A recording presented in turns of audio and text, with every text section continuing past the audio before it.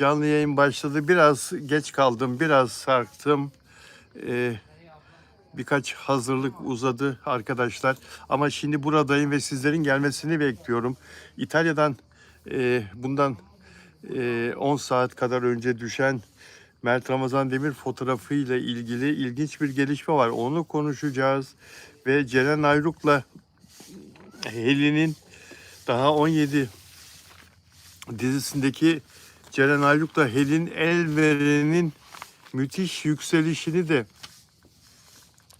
konuşacağız ve son derece dolu. Bakın bu konuşacağımız konular yetmiyor bile. Konuşacağımız konuların listesi o kadar çok magazin yoğun ki arkadaşlar. Uzak Şehir dizisindeki ilginç gelişmeyi de konuşacağız. Özel abonem Flavia Roşa'nın Afra ve Mert'le ilgili bir açıklaması, bir görüşü, bir mesajı var. Onu da konuşacağız. Kızılcık Şerbeti ile ilgili haberimizi de konuşacağız. Ve Serdar Ortaç'ın müthiş bir aşk hikayesi var arkadaşlar. Onu da sizlerle yorumlayacağız. Afra Saraçoğlu Nice uçağında neler oldu hepsini konuşacağız. Evet, hoş geldin Servin İçi Sağlam moderatörüm. Teşekkür ederim. Sıla Deveci hoş geldin. Evet, burada da konuştum Sıla Deveci. Nurhayat Aykoçlar, Selvin Öztürk. Dostlar, hoş geldiniz. Gelmenizi bekliyorum. Biraz daha çoğalalım, başlayalım. Lale Arzu 9, merhaba. Hoş geldin özel abonem Lale Hanım. Müjgan Pile burada. Lezizele Angela geldi. Angelik Angelik geldi. Sabah magazinde gördüm Mert Afra İtalya'da diye. İyi yayınlar Bilal Bey. Peki. Orhan Yıldız iyi yayınlar selam diyor. Peki. Evet, İtalya'daki fanlar. Betül Yüksel buradayım diyor.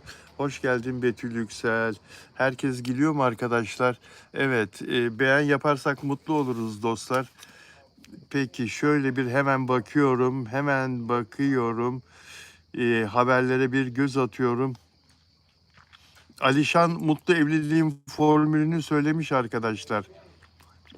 Alişan Alanya'da bir sahne yaptı. Dün akşam Alanya'da bir turistik tesiste sahneye çıktı orkestrasıyla birlikte ve insanlara unutulmaz bir gece yaşattı Alişan. Ben de kendisini arkadaş olarak severim. Alişan iyi bir arkadaştır, efendidir. Diyor ki geçmişte evliliğe dair katı kurallarım vardı diyor Alişan, ama zamanla diyor fikirlerim affedersiniz. Zamanla fikirlerim değişti evlilikle ilgili diyor. Mutluluğun sırrı eşine itaat edeceksin diyor. Eşine itaat edeceksin. Ve seyirciye soruyor haksız mıyım diyor. Seyirci alkışlıyor onu. Alişan, şarkıcı Alişan mutluluğun sırrını hanımına itaat olarak özetlemiş arkadaşlar. Katılıyor musunuz? Katılıyor musunuz? Ben katılıyorum Alişan'ın bu söylediğine. Alişan doğrusunu bilir diyorum. Denenmiştir. Tecrübeyle onaylanmıştır arkadaşlar. Mutluluğun sırrı sevgilinse sevgiline, karınsa karına itaat edeceksin. Onun sözü geçerli olacak. Tartışmayacaksın, kavga etmeyeceksin. Bak, tartışırsan, kavga edersen ve hata yaparsan ne olur? Biraz sonra Serdar Ortaç örneğinde anlatacağım arkadaşlar. Evet, Sema Dumantepe, ne güzel çiçekler bunlar. Benden sana ve bütün izleyenlere gitsin bu çiçekler. Sema, Nurhayat da selam veriyor. Elif geldi. Çok şükür diyor, Mert'i görüyoruz diyor. Peki arkadaşlar, Manifest grubunun kızları çok güzel şov yapıyorlar. Şarkılar güzel, danslar güzel, verdikleri heyecan güzel.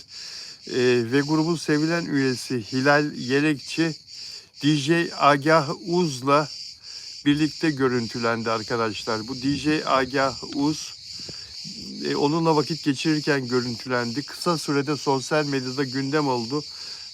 Hilal Yelekçi'nin sevgilisi kim diye merak ediyordu insanlar. Yeni bir ilişki başladı diye sosyal medya yıkılıyor.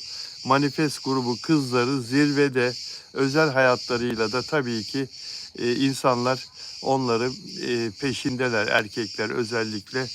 Bu DJ Agah Uzun da İstanbul'da, Karaköy'de, Galata Port'ta bir restoranı, bir mekanı olduğu söyleniyor. Ve Hilal Yelekçi de o mekanda sık sık görülüyormuş arkadaşlar. Peki manifest kızları yükselmeye devam etsin.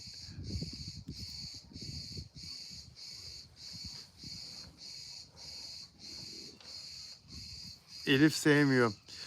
O genç kızların yaptığı hareketler hiç hoş değil ama yani diyor Elif sevmiyor manifesti. Bak ne diyor Mahriyas diyor ki Afram asla ayrı olamaz. Birbirlerini deli gibi seviyorlar diyor. Katılıyor musunuz?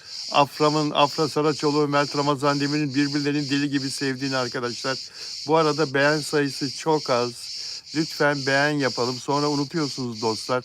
Afra Saraçoğlu ve Mert Ramazan Demir ile ilgili konuşacaklarımız var elbette. Mert Ramazan Demir İtalya'da çok makarna, çok pizza mı yiyor acaba? Konuşacağız. Helin Elveren'le Ceren Ayluk'un başarısı nedir böyle? Konuşacağız. Elif diyor ki ben yurt dışında yaşıyorum, İngiltere'de. Mesela yazın gençlik veya böyle şeyler olurdu. Ben asla böyle bir şey görmedim ve benim de kızım var diyor. Elif saygı duyuyoruz fikrine. Eğlenceler olur. Dışarıda böyle sanatçılar olur ama gerçekten ülkemiz nereye gidiyor? Neyse bir şey demeyelim diyor. Gel barışak, ben yeni Müslüman oldum. Bunun şerefine oruç tutayım dedim fakat çok kötü bir şey oldu. Kardeşim bunun yeri burası değil. Git bunu dinle ilgili sitelere gir sor. Bunun yeri burası değil. Bu arkadaşı engelleyelim. Bu arkadaşın niyeti başka. Evet, teşekkür ederim moderatör arkadaşım. Bu arkadaşın niyeti başka. Peki Lale Arzu 9 engelledik, evet. Engelledik. Ahbap Derneği ile ilgili arkadaşlar bazı ünlülerin Ahbap Derneği soruşturmasıyla ilgili Haluk Levent hepimizi hayal kırıklığına uğratan, ülke gündemini son bir haftadır meşgul eden Haluk Levent'in sebep olduğu bu büyük skandalla Ahbap Derneği skandalı, hayal kırıklığıyla ilgili savcılık soruşturmasında ilginç gelişmeler var. Bu konuda bazı ünlülerin ifadesine başvuruluyor arkadaşlar. Bazı ünlülerin, hemen şimdi o konudaki gelişmeyi paylaşacağım sizlerle. Bu nedir bir bakayım. Evet. Bu değil. Bu değil arkadaşlar. Bu değil. Bazı ünlüler ifade için savcılığa çağrıldılar. Spiker Ece Üner, Fatih Portakal yine haber spikeri, şarkıcı Athena Gökhan Özoğuz, sunucu Öykü Serter, savcılığa çağrıldı ve avukat Feyza Altun sosyal medyada Ahbap'a destek oluyorlardı, hatırladığım kadarıyla deprem zamanı destek oluyorlardı ve bu kişiler savcılığa ifade veriyorlar. Şu anda ifade veriyorlar Çağlayan'daki İstanbul Adalet Sarayı'nda. Ece Üner ifadesini tamamladı. Biraz evvel savcılıktan çıktı ve bir mesaj yayınladı. Hadi o mesaja bir göz atalım. İstanbul Cumhuriyet Başsavcılığı tarafından yürütülen soruşturma kapsamında tanık sıfatıyla bilgime başvuruldu. Olayın kamu vicdanı adına tüm boyutlarıyla aydınlatılmasında yargı süreçlerine duyduğum saygının gereği olarak o dönem yaptığım yayınlarda kullandığım ifadenin hiçbir art niyet içermediğini, toplumun birlik ve beraberliğe hizmet amacı taşıdığını samimi ve eksiksiz şekilde yetkili makamlara aktardım. Yine kamu vicdanı adına maddi gerçeğin ortaya çıkarılmasına katkı sağlamak amacıyla tüm soruları tam bir şeffaflık içerisinde yanıtladım. Kamuoyuna saygıyla duyurulur dedi Ece Üner. Diğer ünlülerin de ifadesi devam ediyor. Peki bu konudaki gelişmeler geldikçe yine paylaşırız arkadaşlar. Devlet bakidir, devleti deprem zamanında Haluk Levent'i daha güvenli dediler demediler ki herkes gider devlet kalır, devlet ilgilenir demedim. Ben çok mu kaybettim, çok arkadaşımızı depremde kaybettim diyor Elif mi? Elif mi? Tabii ki devlet. Önce devlet, önce devlet arkadaşlar. Peki, şimdi Serenay Sarıkaya ile ilgili bir haberimiz var. Hemen onu söyleyeyim. Serenay Sarıkaya iki reklam yaptığı iki firmayla anlaşmalarını yeniledi. Şimdi Serenay Sarıkaya Bulgari ile tamamlamıştı. Ünlü mücevher fabrikası firması Bulgari ile e, Türkiye yüzüydü biliyorsunuz. 2 sezon Türkiye yüzüydü ve Afra Saraçoğlu'yla çalışıyor. Şimdi Bulgari Serenay'dan ayrıldı. Onu kenara koyuyoruz o markayı. Akbank'la 6. kez sözleşme yeniledi. Serenay Sarıkaya 6. yılına girdi Akbank reklamlarında, Akbank'ın yüzü olarak ve Mavi Cins'le arkadaşlar 12. kez sözleşme yeniledi. Şuraya bakar mısınız? 12. yılına girdi. 2014'ten beri Mavi Cins'in reklam yüzü Serenay Sarıkaya. İşte başarı budur arkadaşlar. Başarı budur yani. Seni bir marka bizi tanıt diye 12. yıl yine istiyor. Yine sana her senede o para katlanıyor. Ödenen para, aldığı para. Her sene üzerine koyarak alıyor Serenay Sarıkaya. Serenay Sarıkaya İtalya'da bir ay tatil yapmasını da kim yapsın? Yoksa İtalya'da bir ay tatile para mı yeter? Yani sıradan bir oyuncu olsa. Ama sadece oyunculukla değil, başarılı olan oyuncular sadece dizilerden, filmlerden değil, işte böyle reklamlardan da çok güzel paralar kazanıyorlar arkadaşlar. Serenay Sarıkaya inanın bana şu 12 yılda kazandığı reklamlardan kazandığı parayı dizilerden daha çok kazanmıştır. Yani sadece bu Akbank ve e, Mavi Cins değil de elbette.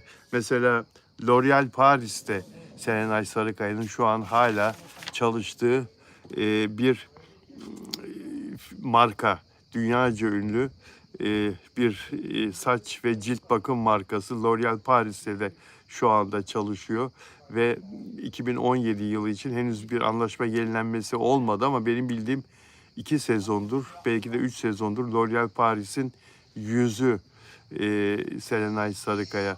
Kozmetik markası, dünyaca ünlü. Bugüne kadar çok başka markalarla da çalıştı.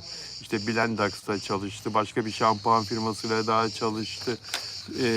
Ve çok güzel paralar kazanıyor. Yani sen işini iyi yaparsan, oyuncu olarak işini başarılı bir şekilde yaparsan yan gelirlerin de çok büyük oluyor. İşte Hande Erçel de böyle kazanıyor. Afra Saraçoğlu da böyle kazanıyor. Henüz daha çok büyük peş peşe çok büyük reklam kampanyaları birkaç tane Ramazan Demir'le ilgili gördük. O da ama daha da çok kazanacaktır. Daha da çok gelecektir ona reklam kampanyası. Başka kim var? Pınar Deniz de yine öyle. Pek çok oyuncu sayabiliriz değil mi arkadaşlar? Kıvanç Tatlıtuğ pek çok kampanyada oynuyor. Biri bitiyor, biri başlıyor. Biri bitiyor, biri başlıyor. Yani eğer işini iyi yapıyorsan sana sürekli para yağdırıyorlar markalar. Sürekli para yağdırıyorlar ve menajerler de starları sayesinde, temsil ettikleri oyuncular sayesinde Onlar da çok güzel para kazanıyorlar. Menajerlerin kazancı da %20'dir arkadaşlar. Star'ın aldığı paranın %20'sidir. Peki dostlar, mesajlarınıza bakıyorum. Caner geldi. İzmir civarından Caner burada. Moderatörüm Caner, hoş geldin. Zaten hepimiz biliyoruz, sanki dizi sektörü ve aile içi şirketi gibi 5-6 oyuncunun arasına pay yapıyorlar. Gençler geliyor arkadaşlar. Gençler geliyor. Gençler geliyor arkadaşlar. 5-6 oyuncu diyorsunuz ama gençler geliyor. 14-20 Temmuz arası yapılan ankete göre sosyal medyanın en popüler kadın oyuncuları ilk 10 sıralaması. Bu her hafta yapılıyor biliyorsunuz ve her hafta yaklaşık olarak bizim bildiğimiz isimler birinci çıkıyor. Sosyal medyada en çok konuşulan, en çok paylaşılan, en çok retweet edilen araştırması. Birinci kim biliyor musunuz? Hadi bilin bakayım, tahmin edin. Birinciyi kim bilecek? Kadın en çok sosyal medyada son bir haftada en çok konuşulan kadın kim? Bekliyorum. Elif Afra dedi. İngiltere'den Elif Afra dedi. Başka?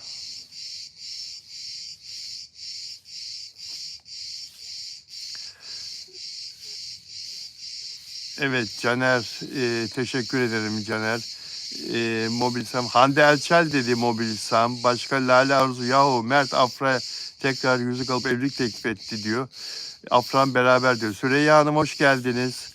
Süreyya Hanım'ın mesajını göremedim. Afra diyor, herkes Afra diyor. Afra diyor herkes. Hande Erçel dedi Sema. Duşan geldi. Duşan, Mert ve Afra birlikte tatil mi geçiriyorlar? Aynı gün aynı saatte fotoğraf paylaşmaları çok güzeldi. Hoş buldum abim diyor Caner. Peki arkadaşlar, sizleri seviyorum. Şimdi sıralamayı söyleyeceğim. Afra diyor herkes. Herkes Afra diyor. Peki birinci Helin Elveren. Helin Elveren'i kimler tanıyor? Helin Elveren'i tanıyanlar. Birinci Helin Elveren. Daha 17 dizisinin yan rol oyuncusu arkadaşlar. Başrol de değil, yan rol oyuncusu. Deniz kızı dediği, hani o Ata Yaşat'ın canlandırdığı Teoman karakterinin Deniz kızı diye sözü bana dalga geçtiği. Deniz, daha 17 Deniz. Bak Lale Arzu 9 özel abonem bildi. Peki Deniz, Helin Elveren öyle bir oynuyor ki arkadaşlar. 20 yaşında kız. İzlemeyenler izlesin. Yani burada Serenaylar, Afralar, Demet Özdemirler hepsi Helin'den sonra geliyor. Helin oyunculuğuyla her hafta üstüne koyuyordu ve son bölümde, hani bu Dünya Kupası final maçını Arjantin İspanya oynarken karşılarında yayınlanıyordu ya, daha 17 aynı saatte. O bölümde yani yağdırdı, böyle bir yardırdı, böyle bir oyunculuk yok. Helal olsun Deniz. O gözyaşı sahneleri olsun, diğer sahneler olsun. Helin Elveren daha 20 yaşında ve bu ikinci dizisi. Ama tiyatro oyuncusu. 4 senedir tiyatrolarda oynuyor. Ceren Ayruk, Ata Yaşat ve Çağan Efe Akın birlikte oynadıkları daha 17 dizisinden söz ediyorum arkadaşlar.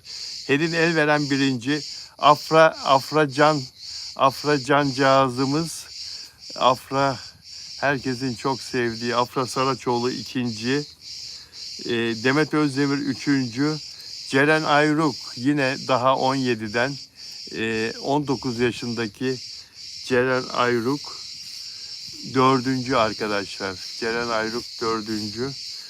Ceren Ayruk'un yaşını doğru mu söylüyorum? Hemen kontrol etmem lazım. Affedersiniz, 24 yaşında.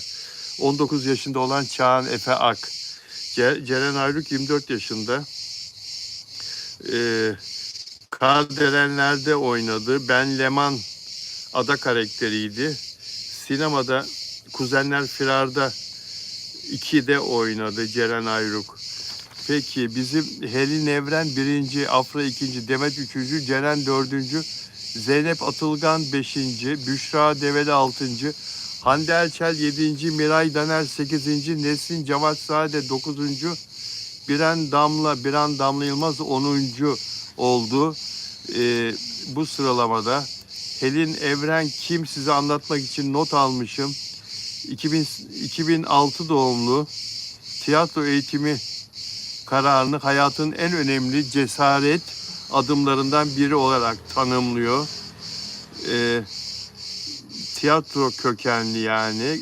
Galatasaray Üniversitesi öğrencileri tarafından Helin Elveren'e tiyatro oyunundaki performansından dolayı en iyi çıkış yapan tiyatro oyuncusu ödülü verildi. Aynı zamanda çok iyi bir dans biliyor, dansçı. Müzikle de ilgileniyor. Çarpıntı'da oynadı. Oynadığı tek dizi Çarpıntı, Sezin karakteriydi arkadaşlar. Şöyle bir daha bir bakıyorum. Evet, evet. Deniz karakteri doğru. Evet. Çok aklı başında bir karakter Deniz, değil mi? Duygusal yoğunluğu fazla olan diye not almışım. Biraz asi ama oturaklı, yani asi ama oturaklı. Nasıl oluyor hem asi hem oturaklı? Ailesine karşı asi ama arkadaşlarıyla ilgili düşüncelerinde, çevresinde olan bitenlerle ilgili düşüncelerinde oturaklı, olgun davranan bir çocuk. 20 yaşında. Çocuk dedim ama genç kız. Peki. İlişki kurduğu sanatsal alanlar oyunculukla sınırlı değil sadece. Dans ve müziği icra ediyor aynı zamanda. Dans geçmişi var. Enstrüman çalmaya ilgili. Oyunculuk felsefesi olarak tiyatro eğitimi almaya karar verdiği an hayatının dönüm noktası. O anı hayatının dönüm noktası olarak tanımlıyor. Ve tiyatro bağını koparmak istemiyor arkadaşlar. Tiyatroyla olan bağını koparmak istemiyor. Ama Deniz, sen böyle başarılı devam edersen başını kaşıyacak vakit bulamayacaksın. Deniz diyorum, Helin. Helin Elveren karakteri. Tebrik ediyoruz. Yükselen genç oyuncu ve yan karakter, unutmayın, yan karakter, başrol oyuncusu değil. Ve orada o sıralamada Ceren Ayruk da var, aynı diziden, Daha 17 dizisinden. Daha 17 dizisini izlemeyenlere izlemelerini tavsiye ediyorum arkadaşlar. Peki dostlar, Afra ve Mert konularına geleceğiz. Özlem Tekin'e sahneye çık diye 2 milyon dolar teklif edildi. Özlem Tekin 10 yıldır şarkı söylemiyor, sahneye çıkmıyor. Çok başarılı bir rock şarkıcısı, çok sevilen bir rock şarkıcısı Özlem Tekin. 10 yıldır sahnelerden uzak. Burada benim olduğum Bodrum yakınlarında Milas'ta bir köyde yaşıyor. Gündoğan'da da benim bulunduğum yerde de annesi oturuyor. Annesinin evine de gelip gidiyor zaman zaman. Duyuyorum. İneklerle, eşeklerle, koyunlarla, tavuklarla yaşıyor 10 yıldır Milas'ta. Bodrum'a 1 saat mesafede bir çiftliği var arkadaşlar. Kendisine gel sahnelere dön diyor hayranları. 10 yıldır söz dinletemiyorlar. Ve şimdi bir yapımcı Özlem Tekin'e 10 konser ver 2 milyon dolar. 10 konser ver 2 milyon dolar ödeyeceğim sana diye teklifte bulundu. Türk parasıyla 94 milyon lira yapıyor yaklaşık. Henüz yanıt vermedi arkadaşlar Özlem Tekin. Güzel bir teklif ama bilemiyorum. İnsanlar değişik. Dönmeyebilir. Bak, Sezen Aksu'yu döndüremiyorlar. 16 yıl oldu. Yok, 14 sene oldu. Hayır ya. 10 sene oldu Sezen Aksu. Dönmüyor. O da öyle. O da dönmüyor. En son konserini 2016'da verdi Sezen Aksu. Kızılcık Şerbeti'nin yapımcısı dizinin Ağustos'un 25'inde sete çıkacağını şimdiden açıkladı. Kızılcık Şerbeti fanları bana da sorup duruyordunuz. Ne zaman çekimler başlıyor diye. Daha bir aydan fazla var. 25 Ağustos'ta. Yapımcı 18 Eylül Cuma akşamı da ekrana gelecek dedi. İnşallah, hadi bakalım, bir aksilik olmazsa. Kızılcık Şerbeti fanlarının sorusu cevaplanmış oldu dostlar. Beğen sayısı çok az. Beğen sayısı çok az. Afra Saraçoğlu ile ilgili o uçakta neden ekonomide uçuyordu? Erkek arkadaşı da kendisi business'ta diyor. O kadar çok sorusu geliyor ki. Yani dün akşamdan beri okuduklarımdan sonra, yaptığım araştırmalardan sonra öyle bir şey olmadığında da aklım yatmaya başladı. Yani o uçakta ekonomide öyle uçan birisi olmadığına dair. Biraz bu konuda abartıyorlar birileri bir şeyleri arkadaşlar. Peki şimdi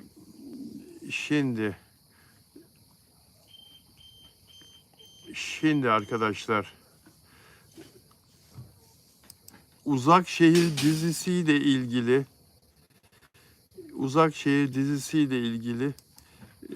yeni bir gelişme vardı.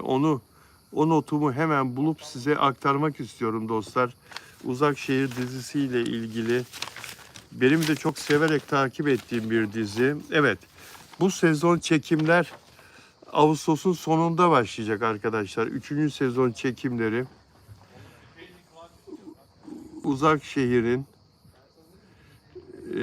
ekranların en başarılı dizisi Taşacak Bu Deniz'le beraber 20 Ağustos'ta başlayacak çekimler. Sinem Ünsal'ın canlandırdığı Alya karakterinin eski sevgilisi Enver diziye dahil olacak. Ya bu eski sevgililer filan niye giriyor ya? Enver Macaristan'ın başkenti Budapeşte'de şık bir restoran sahibi. Oldukça varlıklı ve karizmatik bir erkek. Hadi bakalım, şimdi de Enver ortalığı karıştırsın. Cihan kıskançlıktan delirecek diye de not geçmiş bana haberi anlatan arkadaş. Cihan kıskançlıktan delirecek. Uzak Şehir müdavimleri burada mı? Caner, bundan sonra kadınlara tamam diyeceğim, kafam da rahat oluyor diyor. Aferin Caner. Caner, bekarsın sen, biliyorum, çok çapkınlık yapma. Bodrum nasıl biliyor musun? Fatma Yıldıran 1800. Yani benim sağımda solumda ateş yakıyorsun sanki. Hakikaten öyle. Gündüz, özellikle öğlen saatlerinde. Şimdi biraz gölgelendik.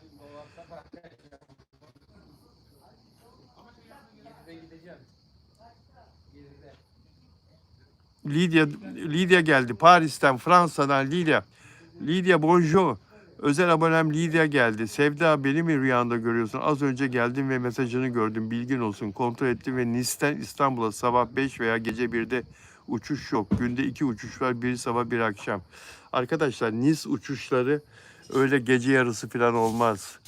Öyle gece saatlerinde gece yarısı falan. Çünkü Nice Avrupa'nın en nezih kentlerinden, en güzel kentlerinden biri ve oranın müşterisi Türk Hava Yolları'nın en kaliteli müşterileri, Paris, Londra, Nice müşterileri.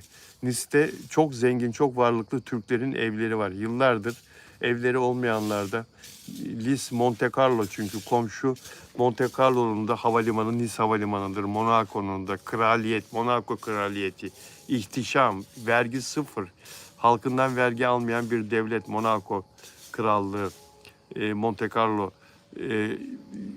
Dolayısıyla oraya uçan insanlar zenginler. Öyle sen zengini gece yarısı mı uçuracaksın? Sabahın köründe mi uçuracaksın? Hep makul saatlerdedir. Türk Hava Yolları'nın günde 2 defa evet uçuşu var. Doğru söylüyor arkadaşımız. Ve hep makul saatlerdedir. Avrupa'nın, Türk Hava Yolları'nın en pahalı bileti İstanbul Nice biletidir arkadaşlar. Yani bir zaman Londra biletin, Paris biletinden bile pahalıydı Nice uçağı. Uzun zamandır gitmiyorum. Ama yine öyledir. Yine öyledir. Dolayısıyla öyle gece yarısı falan uçuş olmaz oraya. Peki, Marsilya'ya mesela, Marsilya'da havalimanı var.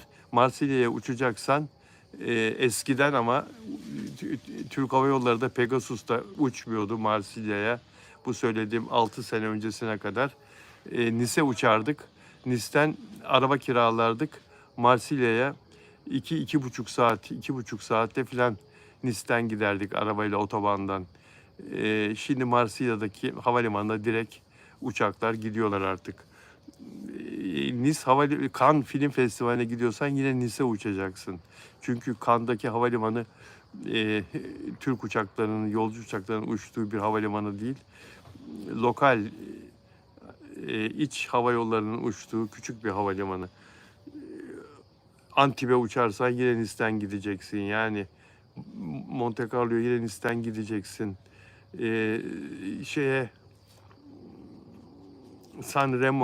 Sanremo, İtalya'nın Sanremo kasabasına gideceksen yine Nice'ten gideceksin. Hemen Monte Carlo'nun yanında Sanremo. Afra Saraçoğlu'nun gittiği tatil kasabasına gideceksen yine Nice'e uçacaksın.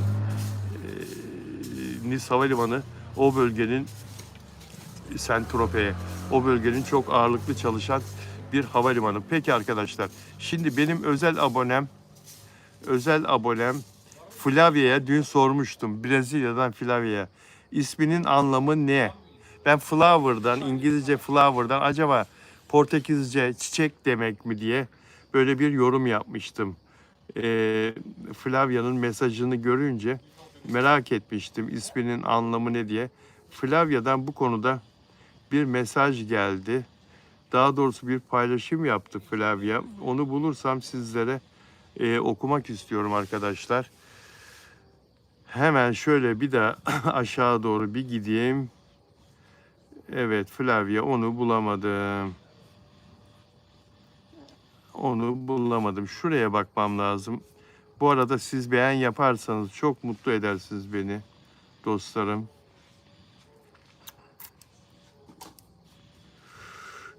Şuraya baktım. Bir de şuraya bakayım.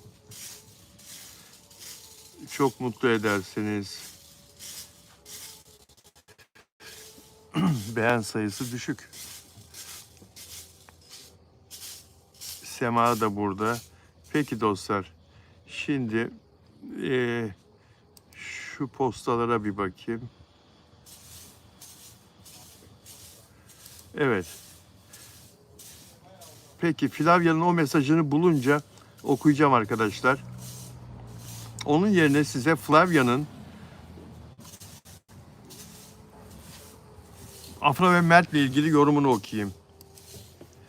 Afra ve Mert'le ilgili yaptığı yorumu okuyayım arkadaşlar. İlginç bulduğum yorumunu okuyorum. Özel abonem Flavia'nın. Afra ve Mert'e gelince diye başlamış. Onları oyuncu olarak gerçekten çok beğeniyorum ve birlikte harika olduklarını düşünüyorum. Aslında annemin onlardan çok bahsetmesi ve oyunculuklarını ve aralarındaki kimyayı çok sevmesi. Düşünün bakın, Brezilya'da Flavia isimli bizim izleyicimizin annesi onların arasındaki kimyayı çok beğeniyorlar. Dünyanın her tarafına iz bırakıyor bu çocuklar. Afra ve Mert. Nedeniyle onları ve hatta Mert Bey'in kanalını izlemeye başladım. Onların diğer çalışmalarını da izledim. Mert Bey'in kanalını dediği bu şey olması lazım.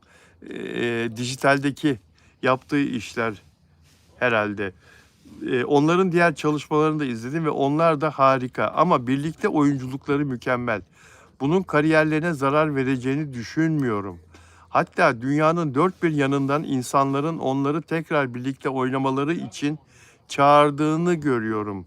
Ve bunun büyük bir başarı olacağından eminim. Çünkü tamamen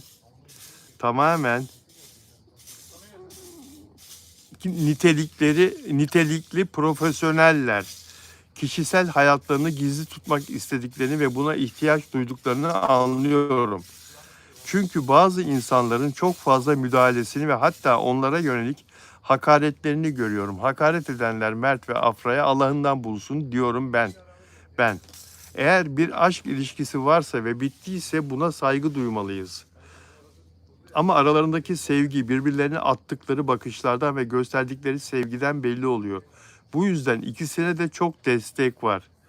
İnsanlar olanları hissediyor. Biz bilmiyoruz. Birlikte olup olmadıklarını da bilmiyoruz ve bu onların işi.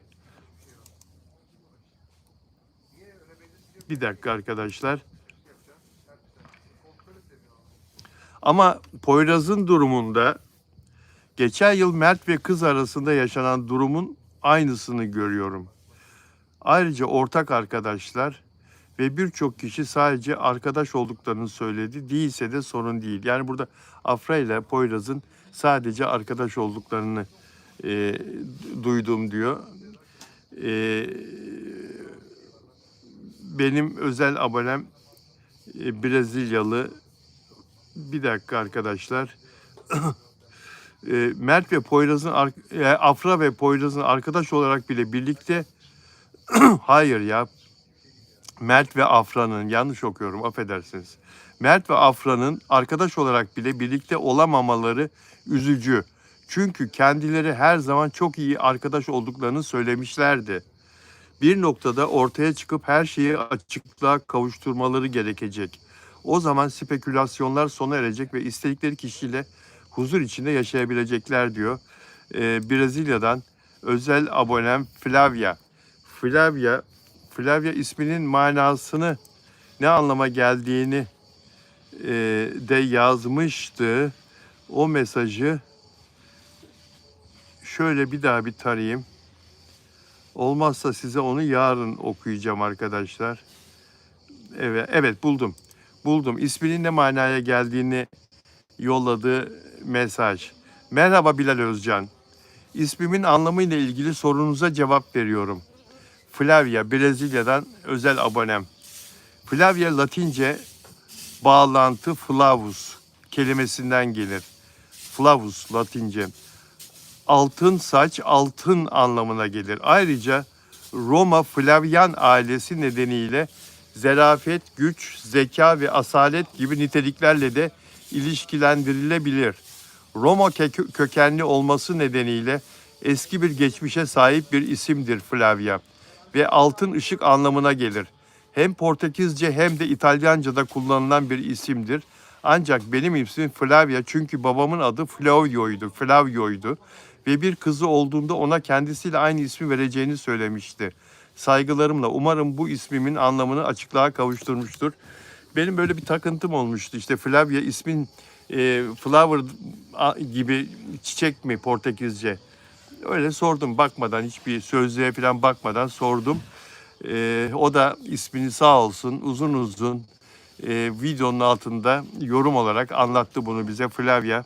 Daha sonra izleyeceksin annene, babana, ailene çok selamlar, sevgiler Flavia.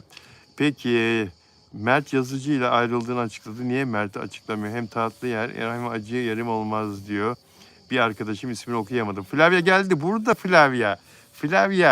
Flavia Rocha 3748 mi? 46 mı? Teşekkür ederim diyor. Flavia Brezilya'dan özel abonem. Rica ederim Flavia. Flavia ve diğer abonelerim hepsi iyi ki varsınız. Birlikte yayını gerçekleştiriyoruz sizlerle. Sizlerin sevgisi, ilgisi olmasa ben günde 4-5 saat çalışıp bu yayını hazırlayamam. Çok teşekkür ederim. Bana güç veriyorsunuz. Ta Brezilya'dan bir arkadaşımız işte görüyorsunuz uzun uzun yazıyor. Ben de onun paylaşımını büyük bir sevgiyle, büyük bir istekle sizlerle okuyorum, sizlerle paylaşıyorum. Lale Arzu özel abonem merhaba. Evet Mert İtalya'daydı ve Afra ile beraberdi. Lale Arzu 9. Şimdi de beraber Saint-Tropez'deler. Yine beraberler. Lale Arzu 9. Afra Türkiye'den tek uçtu. Mert de ona katıldı. Çünkü bu paparazzi haberlerinden ikisine de bıkkınlık geldi. Lidya Fransa'dan Lidya özel abonem Fandom Bilal diyor. Fandom Bilal diyor. Lidya dünya resmi de koymuş. O kadar uzaktan çekilmiş ki Gamze'yi nereden gördüler? Kimin Gamze'si? Peki. Nurhayat ağzınıza sağlık diyor. Teşekkür ederim. Lale Hanım bugün fanların paylaştığı fotoğraf bugüne ait ama diyor. Lidya kahkahalar atıyor. Lidya ya sen ömürsün Lidya. Allah da seni güldürsün. Lidya bana fandom dedi. Evet. Peki dostlar. Ee, peki arkadaşlar. Şöyle bir notlarıma tekrar bakıyorum. Mert Ramazan'ı konuşacağız. Serdar Ortaç'ı konuşalım mı? Kaç dakika oldu? 40 dakika oldu yayın. Evet. Hemen şuraya bakayım. Özel abonelerime bir daha bir selam verim arkadaşlar. Müsaade ederseniz. Lidya burada. Lidya seni seviyoruz güzel kardeşim. Ailene selamlar. Lidya sana mutluluk ve sağlık diliyorum. Türkiye'den, Bodrum'dan. Lale Arzu, Bodrum Gündoğan'dan sevgiler Lale Hanım. Lale Arzu özel aboneme. Burada o da. Nelida Manzano Arjantin'den. Nelida yok burada Nelida. Uzun zamandır canlı yayınlarıma gelmiyor. Özledik Nelida seni. Nelida Manzano. Nelida'ya da çok selamlar. Lidya teşekkürler diyor. Rica ederim. Lidya Türkçeyi hepimiz gibi artık anlıyor arkadaşlar. Lale Arzu deniz kenarı Saint-Tropez'de de deniz var. Peki.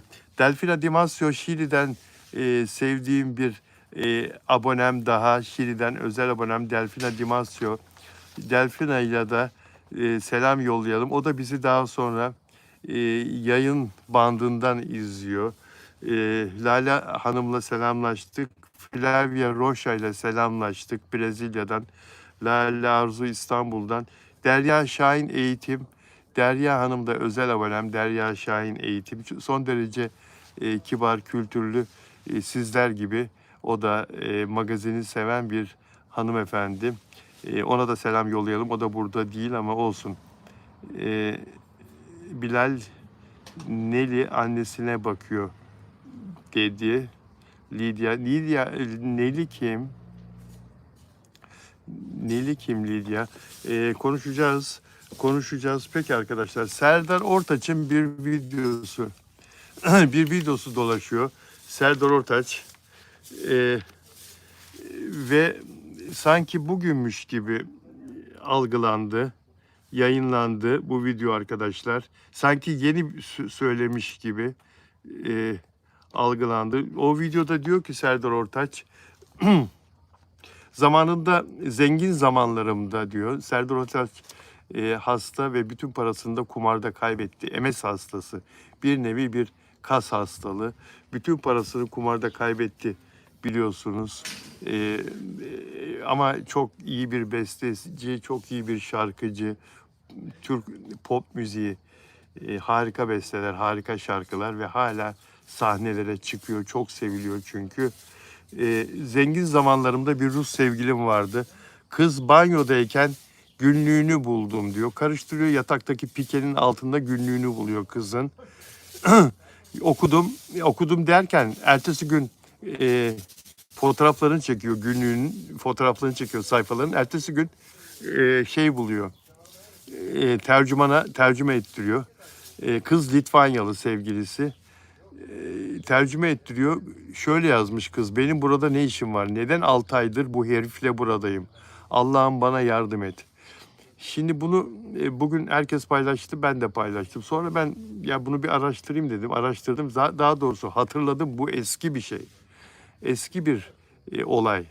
Meğersem bundan birkaç sene evvel bir televizyon programında bu eski olayı anlatıyor Serdar Ortaç ve insanlar da sosyal medyada birisi görmüş o videoyu, televizyon programında anlattığı bu olayın videosunu yeni dinlemiş birisi YouTube'da ve yazmış. Herkes paylaşıyor. Benim adminim de, editörüm de paylaşmış. Ben araştırınca Serdar Ortaç'ın bu olay 2011 yılında yaşandı arkadaşlar. Yani bundan 15 sene evvel. O kız Litvanyalı Asta.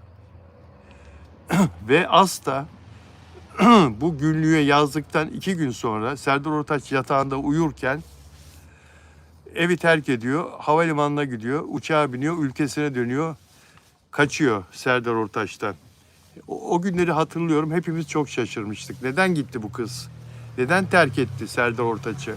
6-7 ay burada. Serdar Ortaç çok zengin, çok meşhur, çok sevilen, yolda yürüyemeyen, ilgiden bir şarkıcı.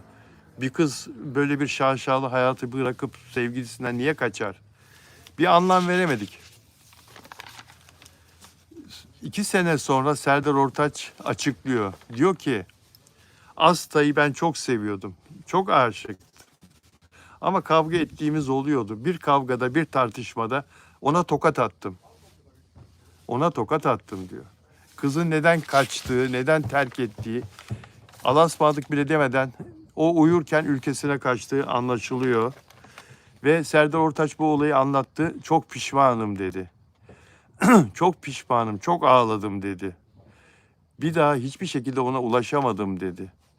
Anneme dedim ki dedi bana işte şey bağlayın, ayağıma taş bağlayın, beni denize atın Boğaz'da, İstanbul Boğazı'nda. Ve oturmuş Serdar Ortaç, çok iyi bir besteci. O yeşil su gözlerin batsın diye bir şarkı bestelemiş. O şarkıyı hepimiz hatırlıyoruz. O yeşil su gözlerin batsın. Aslı yeşil gözlü çok güzel bir kızdı.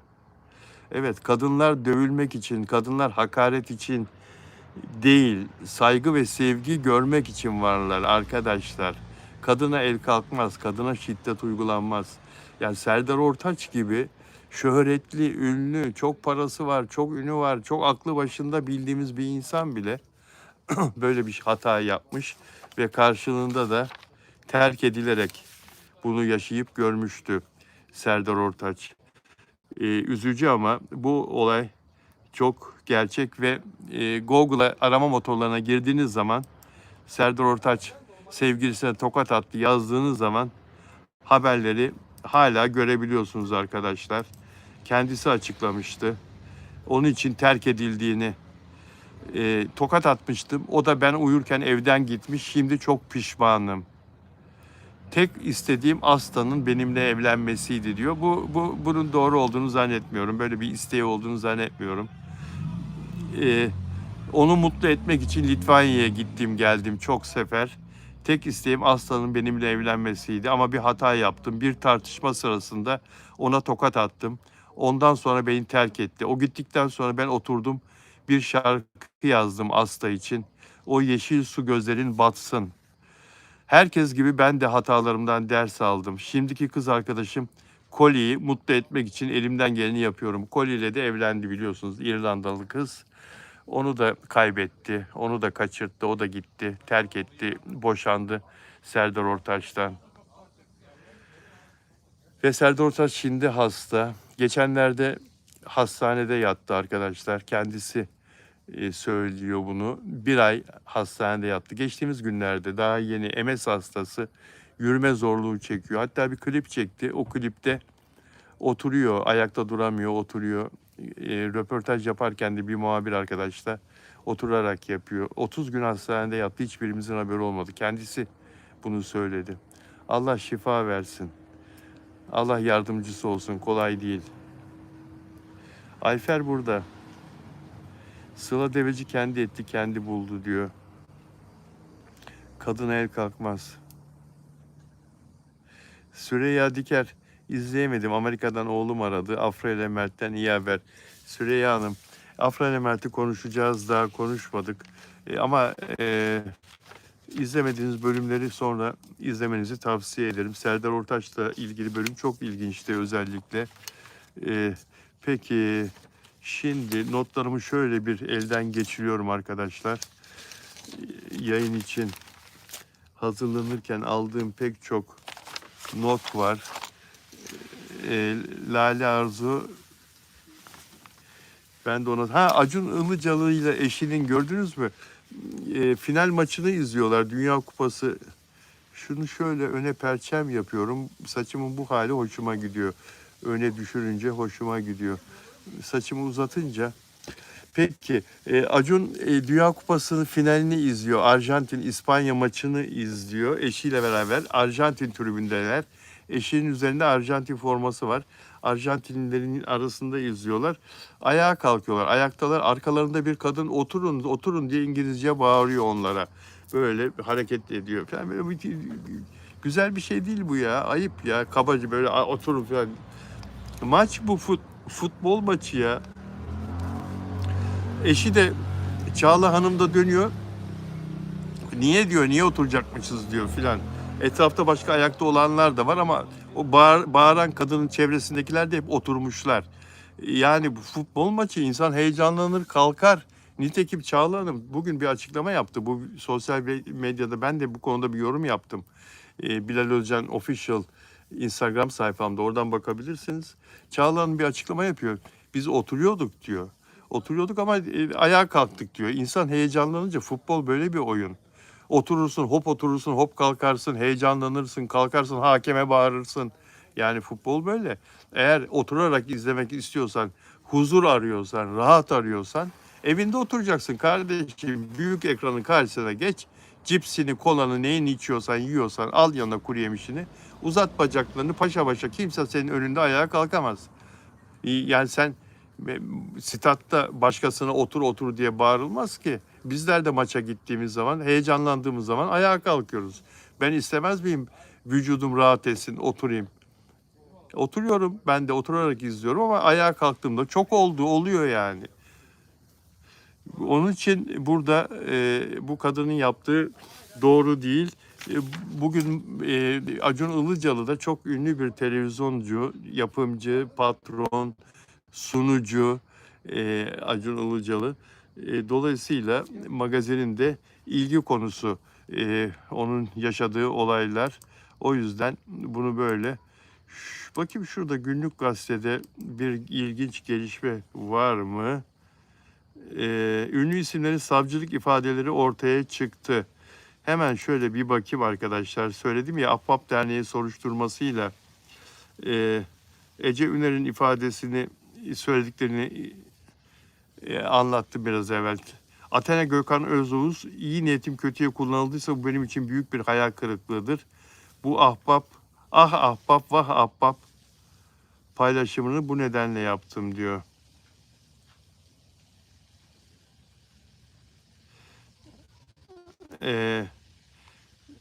Her neyse. Öykü Sertel, ahbaba para yatırmadım, kimseyi yönlendirmedim. İnsanların zor durumlarından menfaat sağlayan her türlü eylemin karşısındayım diyor. Bakalım arkadaşlar, bu soruşturmalardan bir şey çıkar mı? Hep beraber göreceğiz ne olup bittiğini. Sayın savcının, sayın hakimlerin, Ahbap Derneği soruşturması ile ilgili çalışmalarını biz de her Türk vatandaşı gibi izleyeceğiz. Peki arkadaşlar, şimdi Mert Ramazan Demir İtalya'da, Sicilya'da Mert Ramazan Demir, o kadar çok anti var ki Mert'i ve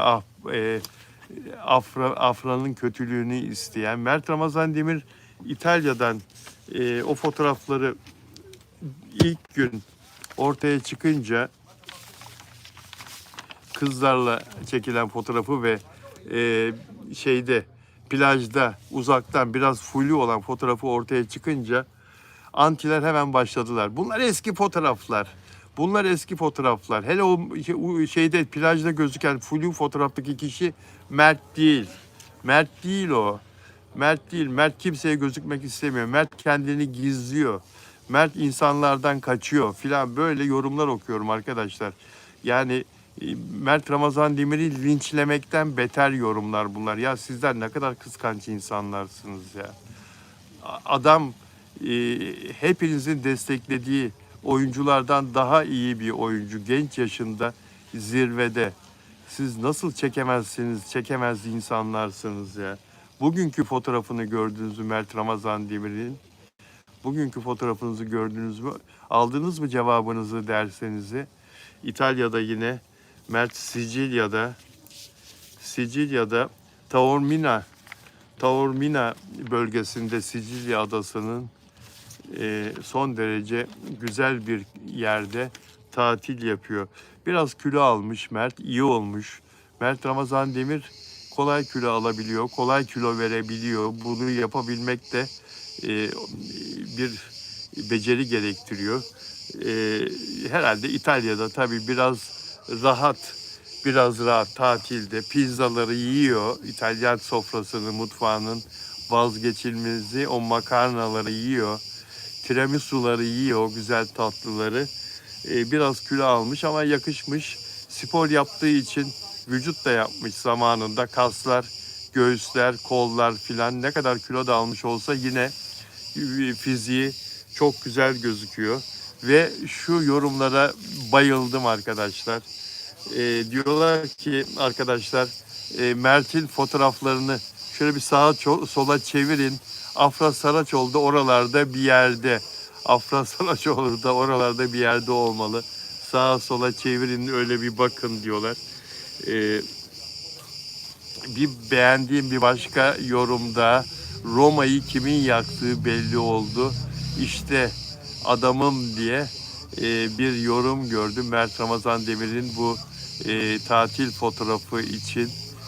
Mert Ramazan Demir bu fotoğrafla hayranlarını çok mutlu etti ama kendi paylaşımı değil. Çok ilginç bir insan. Herkesten farklı bir insan. Başkası olsa ben buradayım diye birbirinden güzel paylaşımlar atar peş peşe. Mert dünyanın en güzel tatil yörelerinde gezse de hiçbir zaman böyle paylaşımlar yapmayı tercih etmiyor. Etiket de yapmıyor. Paylaşım da yapmıyor. Yediğini içtiğini de göstermiyor. Yani işte geçen sene hatırlıyorum bir yine İtalya'ya gittiğinde, Napoli'ye gittiğinde o civardayken bir motosiklete kiralamıştı. Motosiklette gezerken bir iki paylaşım yapmıştı. Bir de yine plajda bir paylaşım yapmıştı. Toplam bir de menajeriyle bir fotoğrafını görmüştük. 3 tane fotoğrafını görmüştük. Mert Ramazan Demir böyle şeyleri sevmiyor dostlar. Lokasyon da vermiyor. Yasir'le orada olduğu söyleniyor. Arkadaşı, yakın arkadaşı Yasir'le orada olduğu söyleniyor ama benim arkadaşlarım, sosyal medyadaki arkadaşlarım, hatta özel abonem Lale Hanım bile Afra ile olduğunu iddia ediyor tatilde Mert Ramazan Demir'in. Şuraya hemen bir bakayım arkadaşlar. Evet. Mert aylardır ortalıkta yok. Sıfır etkileşim, sıfır aktiflik. Tam detoks yapıyor derken adam sadece tek bir fotoğraf ile gündemi tek eline aldı. Fazla söze gerek yok. Sosyal medya detoksunda bile kaos yaratabilen tek insan, şov yıldızı tam olarak budur işte diyor. Ranar 22 hesabı. Kalemine sağlık. Güzel kardeşim, kalemine sağlık. Hemen şunu da bakayım. Şurada bakayım hemen. Bir saniyenizi rica ediyorum. Evet. İngilizce yazan bir arkadaşımız, Christine Mary. Christine Mary 6594. Bilal kardeşim, Mert'in Afra ile tatilde olduğunu bilmiyormuş gibi davranmayı ne zaman bırakacaksın? Gördünüz mü nasıl haşlıyorlar beni? Evet, bahçıvan arkadaşımız da çalışıyor. Coşkun el salla. Coşkun. Seni şu anda Brezilya'dan izliyorlar. Arjantin'den izliyorlar. Teşekkürler. Sağ ol. Coşkun yayın bitsin. Şuraları da bir şey yapılır mı? Tırmıkla sana zahmet. Evet dostlar. Coşkun da sağ olsun yıllardır bizimle olan arkadaşımız. Evet, okumaya devam ediyorum. Baştan okuyayım. Christine Mary. Mert'in Afra ile tatilde olduğunu bilmiyormuş gibi davranmayı ne zaman bırakacaksın diyor. Bana söylüyor yani. Lütfen numara yapmayı bırak diyor. Afra ve Mert'in birlikte seyahat ettikleri ancak uçakta birlikte görülmemek için ayrı koltuklarda oturmayı tercih ettikleri söyleniyor. Nasıl Poyraz olabilir ki diyor o uçakta. Ama Christine, ben yayında bugün başlarken dedim ki böyle bir şey olduğunu zannetmiyorum. Fikrimi değiştirdim dedim. Lütfen Mert'in adını gizlemek için Poyraz'ın adını kullanmayı bırak. Hayranları kandırmanın bu kadar kolay olduğunu bilmiyordum. Afra ve Mert hayranları olmasaydı kimi kandırırdınız? Bazı hayranlar Afra'nın Poyraz ile birlikte olduğuna inanabilir. Bırakın inansınlar ama bazılarımız inanmıyor. Afra ile Mert'in birlikte burada bitti, bir dakika. Afra ile Mert'in birlikte olduğunu biliyoruz. Bu yüzden Mert ortalıkta görünmüyor. Şimdiye kadar da ortalıkta görünmedi. Yakında çıkacak projelerinin yapımcısı Afra ve Mert'in birlikte görünmesini istemiyor. Abone olarak izlerseniz mutlu olurum arkadaşlar. Abone olmadan izleyen dostlar, abone olmanız bizler için çok önemli. Sizlerin abone olmanız, bizlerin abone sayısını artırmanız bizim daha çok şevkle, canla başla çalışmamıza vesile oluyor. Peki. Afra ve Mert'in birlikte görünmesini istemiyor. Bu yüzden Afra kendi çektiği fotoğrafları paylaşıyor. Afra kendi fotoğrafını çekip hikayelerine paylaşırken Mert ne kadar da akıllıca ortadan kayboluyor. Afra ve Mert tatilde havalimanında yakalanmadılar mı? Fransa'da bile Mert Afra ile birlikteydi. Bilal kardeşim, bunu çok iyi biliyorsun. Biz hayranlar bu kadar aptal mıyız? Estağfurullah ya. Kristin ya. Bazı hayranların Afra ve Poyraz'ın birlikte tatilde olduğuna nasıl bu kadar kolay inandığını anlamıyorum. Tatilde oldukları sürece yalan söylemeye devam ediyorsunuz. Çünkü siz gazeteciler ve yapımcı Poyraz'ın adını kullanarak Mert ve Afra'nın tatillerini daha da gizlemelerine yardımcı oluyorsunuz. Afra ve Mert'e insanların onları tanımayacağı yerlerde tatil yapmalarını öneren film yapımcısı mı, yoksa yapımcı Afra ve Mert'ten hayranların onlarla çekilen fotoğrafları paylaşmasını engellemelerini mi istedi? Gerçeği bilmek için gazeteci veya oyuncu olmak daha iyi. Hayranlara farklı şeyler söyleniyor diye bitirdi. Kristin Mary 6594 İngilizce yorum yaptı, yolladı YouTube kanalıma. Lale Arzu